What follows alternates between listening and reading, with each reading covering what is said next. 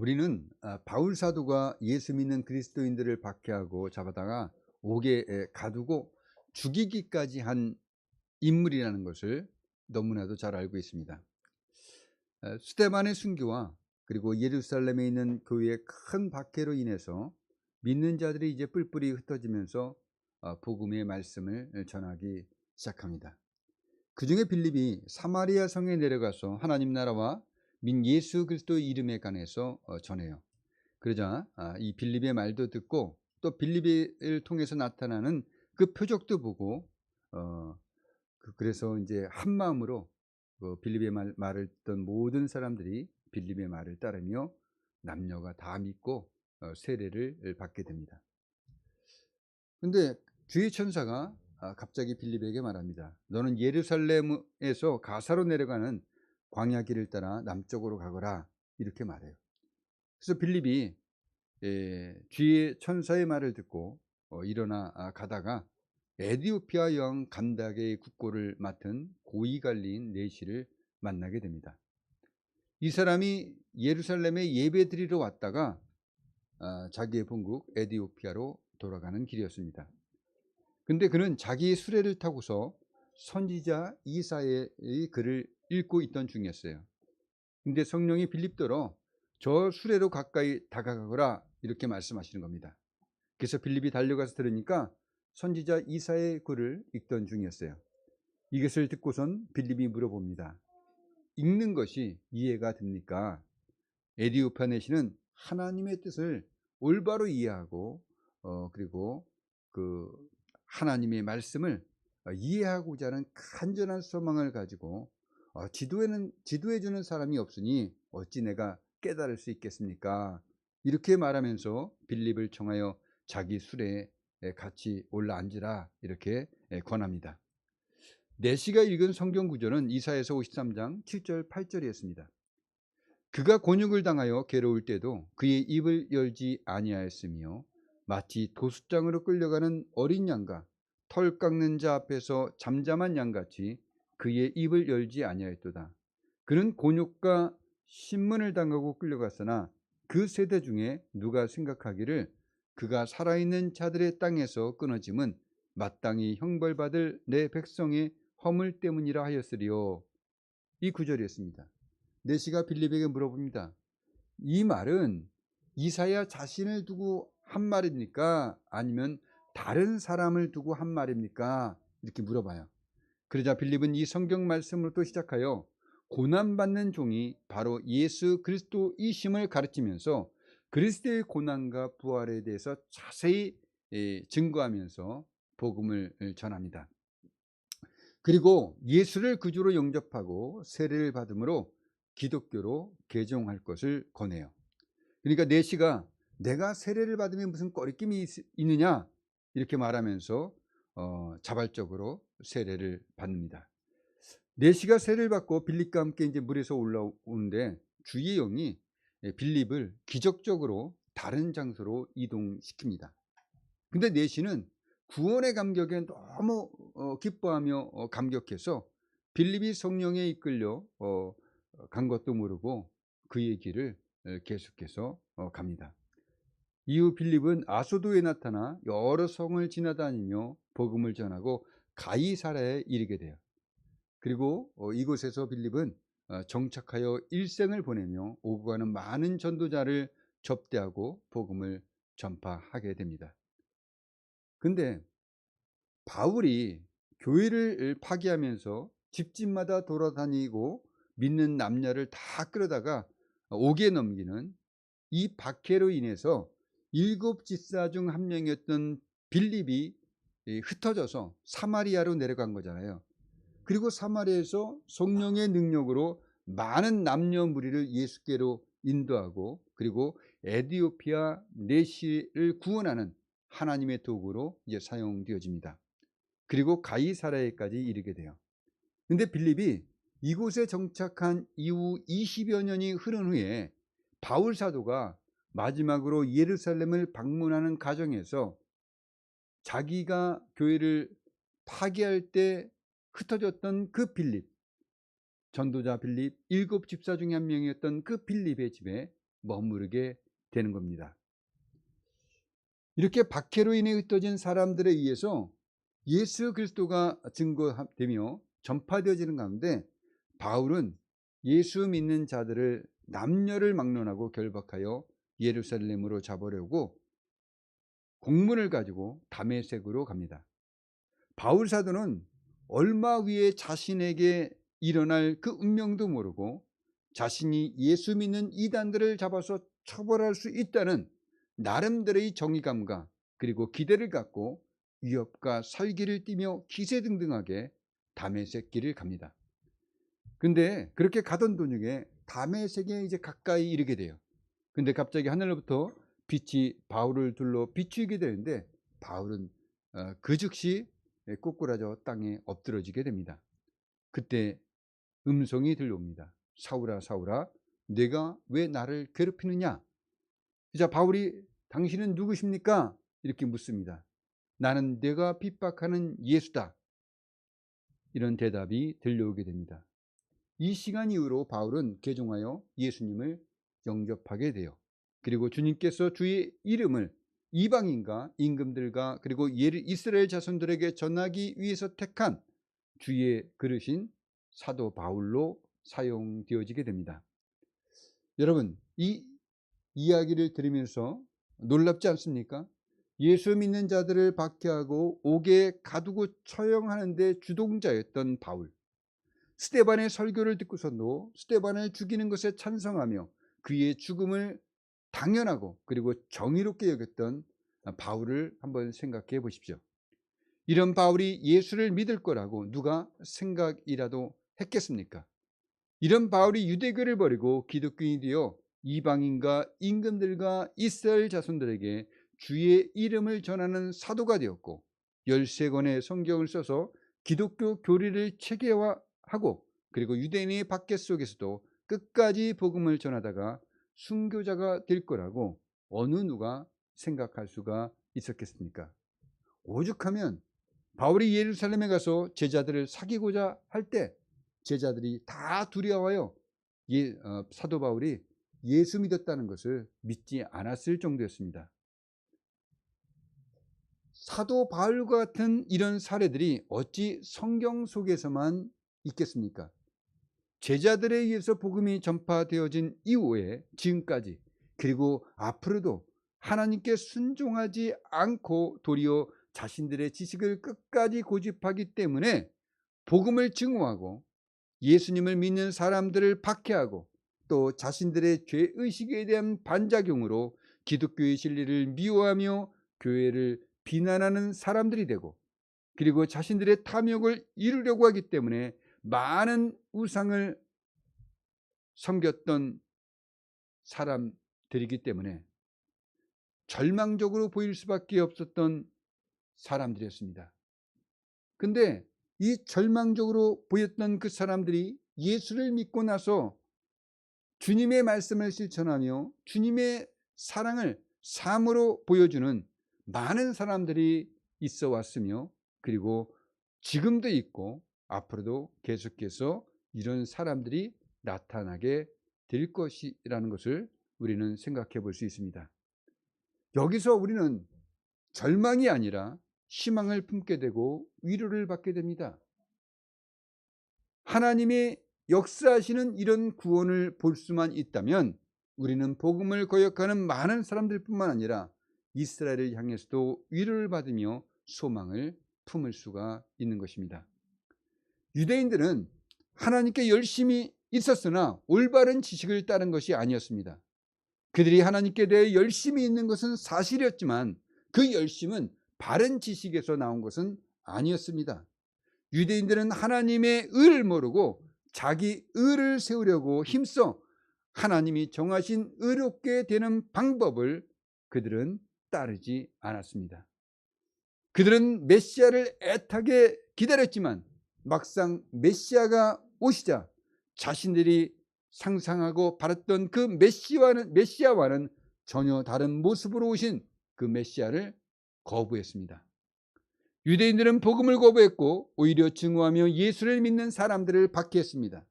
이런 유대인들도 예수를 믿고 구원받을 것이라는 생각이 들기보다는 오히려 저들은 하나님부터 버림받았다, 그리고 저들은 절대로 구원받을 수 없다, 이런 절망감이 느껴지게 될 것입니다.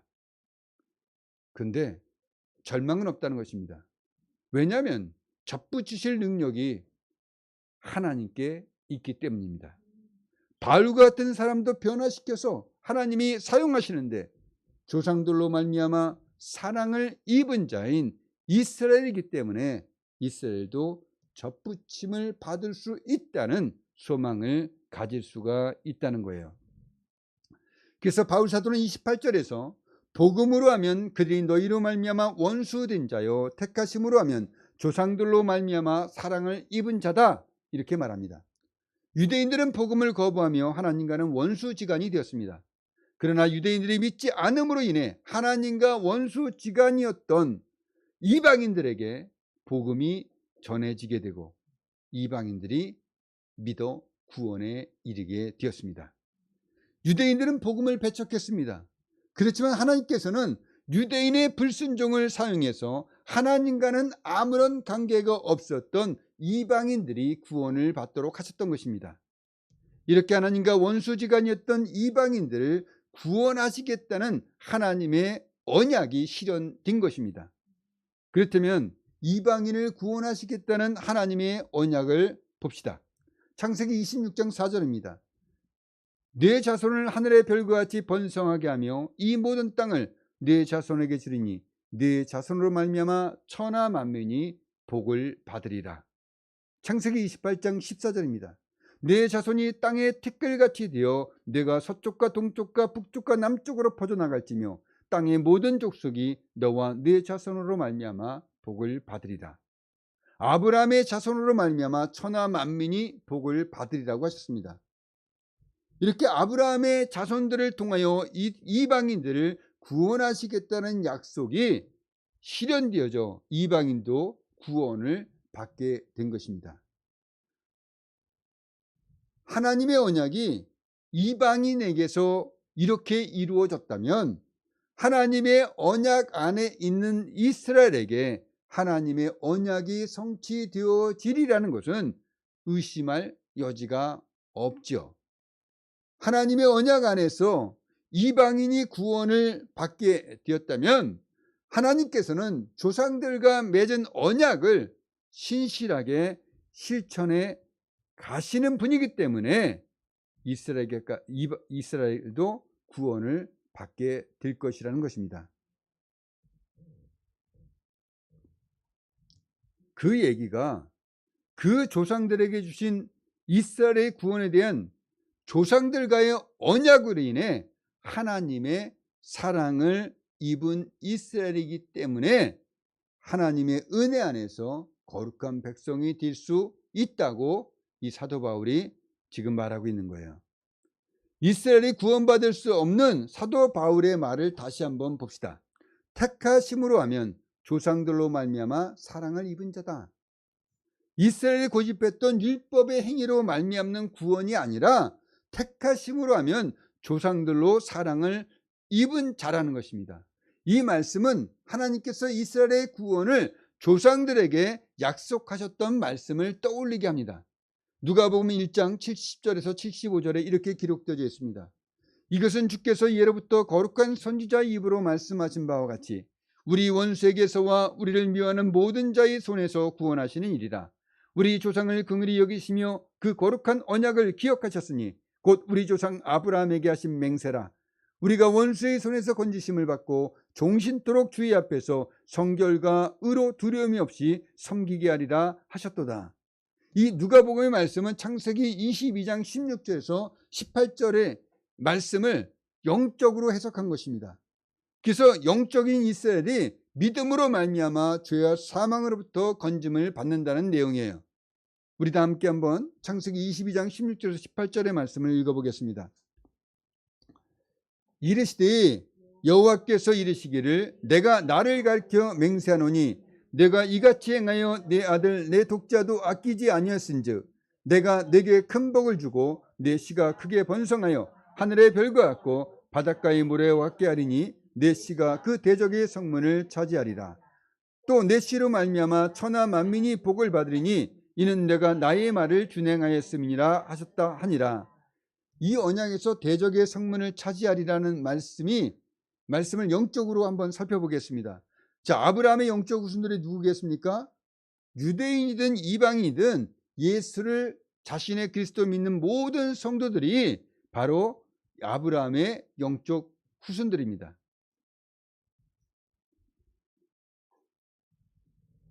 자, 이 영적 후손들이 믿음으로 말미암아 죄와 사망으로부터 건짐을 받고 복음으로 세상을 정복할 것이다 라고 말하는 거예요.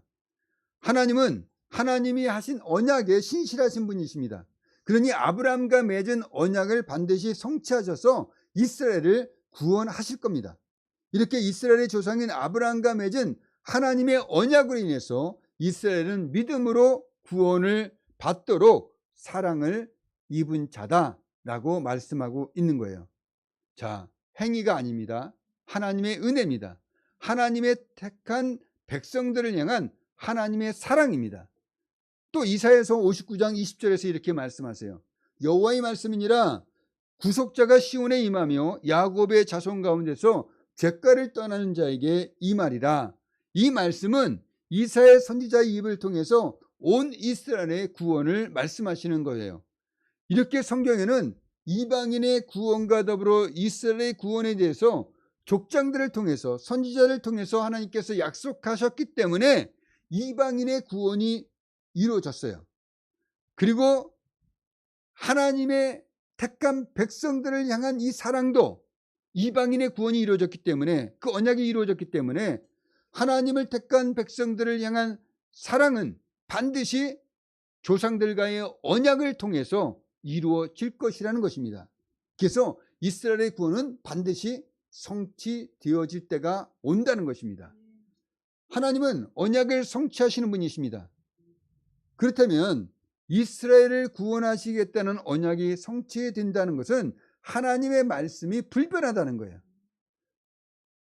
그러니까 궁극적으로 역사의 끝자락에서 이스라엘이 구원을 받는다는 것은 아브라함과 이삭과 야곱에게 하신 언약이 성취가 되어진다는 것입니다. 이 성취에 대한 확신이 29절에 있어요. 하나님의 은사와 부르심에는 후회하심이 없느니라. 하나님께서는 자신이 하는 일에는 절대로 후회하는 일이 없으시다는 겁니다.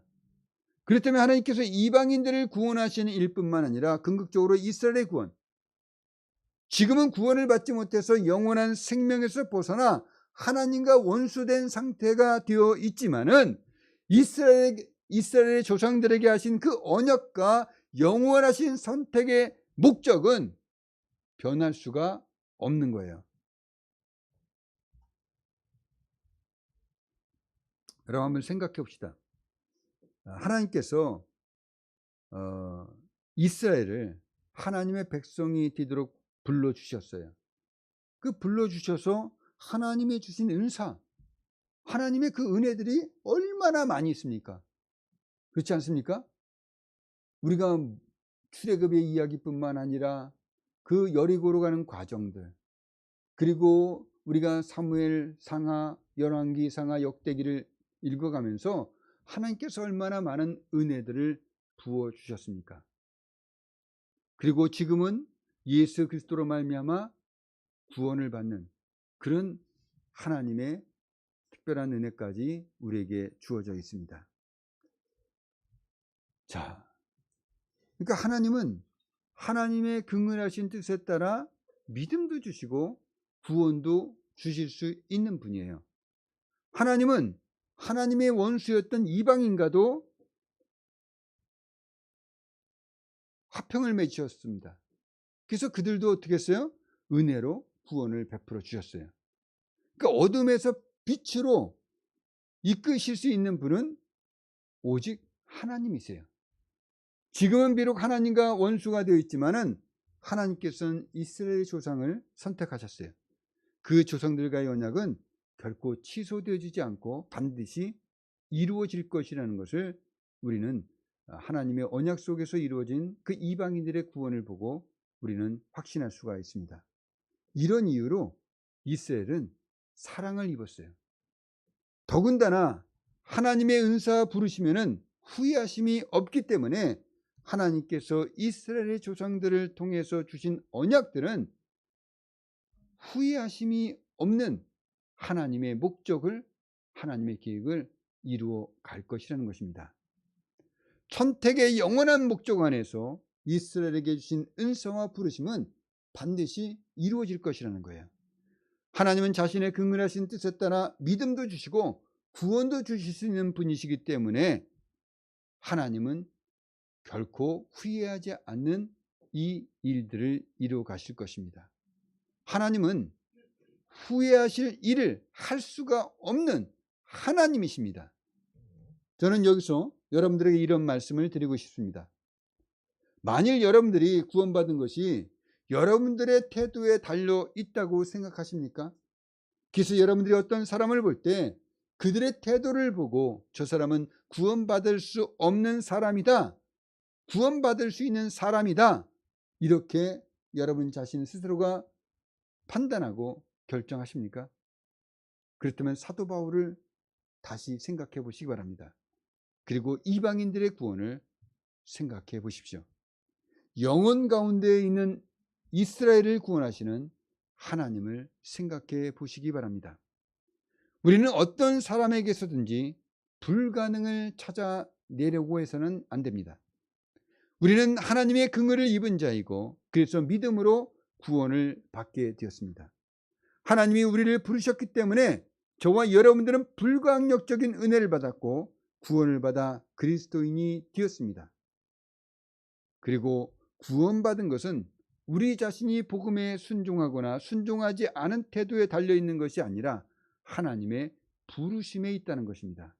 영원하신 하나님의 선택 가운데 있다는 것입니다.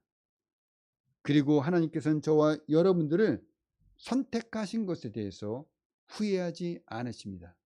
그리고 여러분들에게 주신 모든 은사들이, 하나님께서 여러분들에게 주신 모든 선물들이 하나도 하나님께서는 후회하실 만한 일들이 되어지지 않는다는 것입니다. 그러니 사랑하는 성도 여러분, 여러분의 모습을 보고 하나님께서 나를 싫어하니까 내가 이런 모습으로 살고 있는 거야, 이렇게 생각하십니까? 또는 하나님께서 내가 하는 일들을 보고 얼마나 나를 구원한 걸 후회하셨을까, 이렇게 생각하지 않기를 바랍니다. 하나님은 여러분들이 여러분들을 보는 대로 여러분들을 보시지 않습니다. 하나님은 여러분들의 영원한 위치와 하나님의 자녀된 신분을 보시면서 결코 후회하시지 않으신다는 거예요. 도리어 기뻐하신다는 것입니다. 만족하신다는 것입니다. 여러분들은 하나님의 언약 안에서 사랑을 받았고 이 사랑은 결단코 하나님에게서 분리시킬 수 없습니다. 하나님께서 약속하신 것이기 때문입니다. 오히려 하나님은 여러분들에게 은사들을 주셔서 여러 다양한 복을 누리거나 여러분들이 할 수 없는 일들을 성취하도록 능력을 주시며 그리고 여러분들의 기도를 들어주십니다. 다양한 은혜를 자신의 자녀들에게 주시는 겁니다. 그러니 우리는 하나님이 우리를 보시는 것처럼 자기 자신을 보시기를 바랍니다. 여러분들은 하나님의 자녀가 되는 은혜를 입었습니다. 하나님의 영광은 항상 여러분과 함께 하실 것이며 노아, 아브라함, 모세, 다윗이 받았던, 그리고 성경에서 약속하는 모든 은사뿐만 아니라 예배조차도 여러분에게 은혜로 주셨다는 것입니다. 하나님께서 우리를 불러주시지 않았다면 우리가 어떻게 예배를 드릴 수 있겠습니까? 그러니 예배는 하나님의 부르심을 입은 성도들만이 드릴 수 있는 은사인 것입니다. 그리고 이런 모든 하나님의 은사와 부르시면은 하나님 자신이 후회하시지 않는 계획과 목적을 여러분들에게서 이루어 가실 거라는 겁니다. 그러니 여러분, 지금 당장의 여러분들을 보시지 마십시오.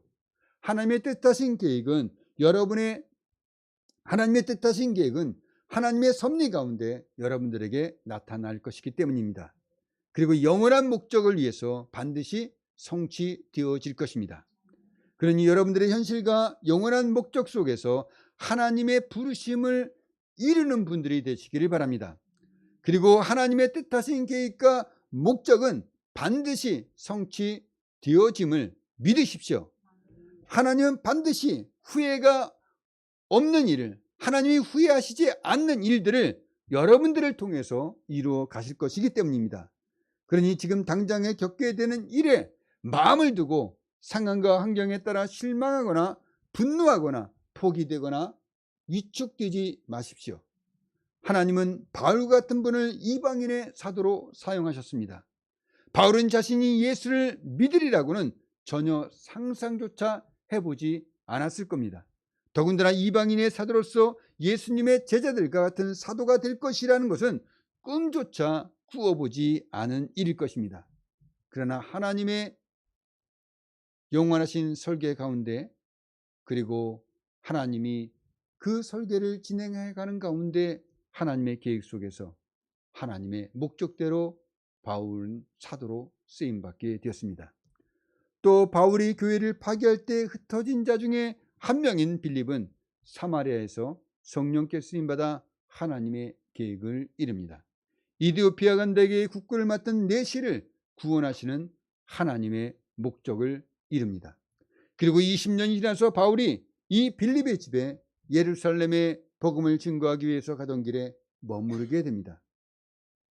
빌립이 교회를 파괴하던 사울을, 정말 이방인의 사도가 된 그 사울이 자신의 집에 머무르게 될 것이라는 것을 생각조차 해봤겠습니까? 그러나 하나님은 이해할 수 없는 일들을 우리에게서 이루어 가십니다.